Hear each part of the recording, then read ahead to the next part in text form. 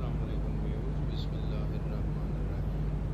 حمایت ہفتم کی اردو کی کتاب میں سے نظم برسات کا خلاصہ اور مرکزی خیال ہم پڑھ رہے ہیں۔ نظم برسات میں شاعر تاجور نجیب آبادی نے موسم برسات کے نتیجے میں ہونے والی خوشگوار تبدیلیوں کے اثرات کو بیان کیا ہے۔ موسم برسات سے نہ صرف گلستان بلکہ بیابان بھی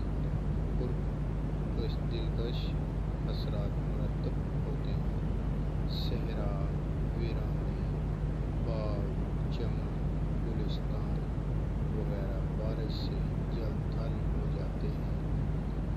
کوئل کی کوکو، جگنو کی جگمگ، آسمان پہ بادل، پانی کی ٹھنڈک اور سبزے کی مخمل سے سارا آسمان دلکش ہو جاتا ہے۔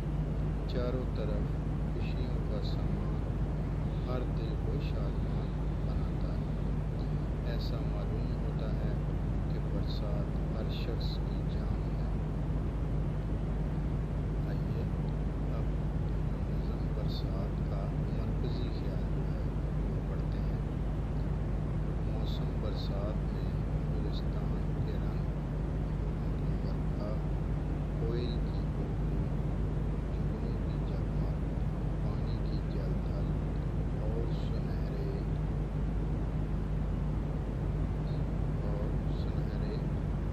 اور سبزے کی